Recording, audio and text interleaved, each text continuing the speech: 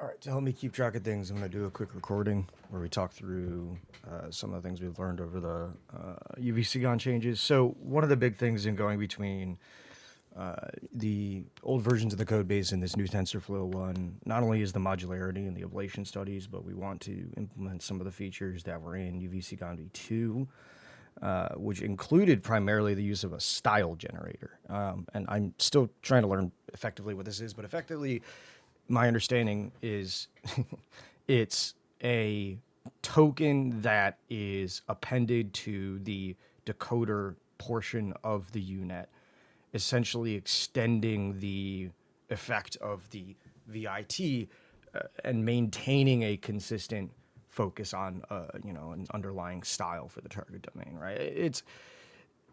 I still need to work out my understanding of that a little bit better. But the point is it's not quite going to work for our needs like it did for the image code base, because, when we have such distinct materials, if we give it a style, and I already implemented the global style, it will, take that and apply it to essentially everything it sees, right? So it would immediately produce outputs that were almost only the soil domain.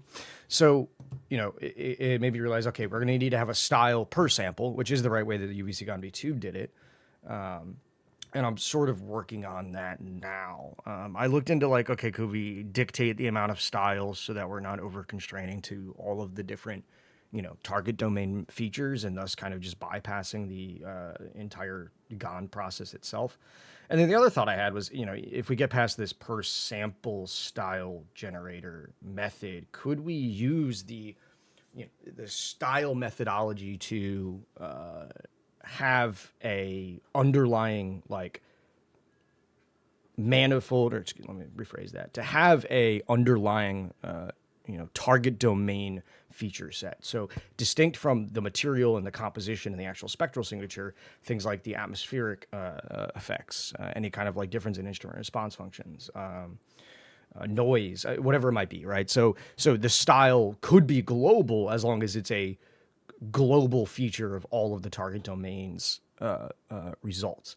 And so that's kind of the path I want to take with this is, getting the per sample styling working as intended, but then how could we use styling to track those features that are regardless of the material, right? Those, I don't know why it's early in the morning, so I'm blanking, but it's not actually early, it's 12, but I just woke up.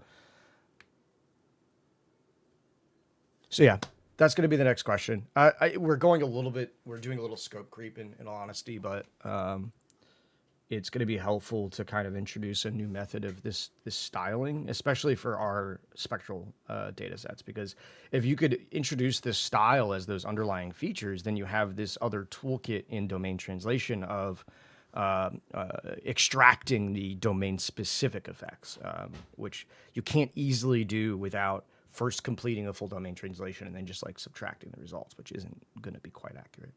So anyway, that's what I'll be working on. I'll probably have more updates for other things later, but just wanted to get that out so I have my notes.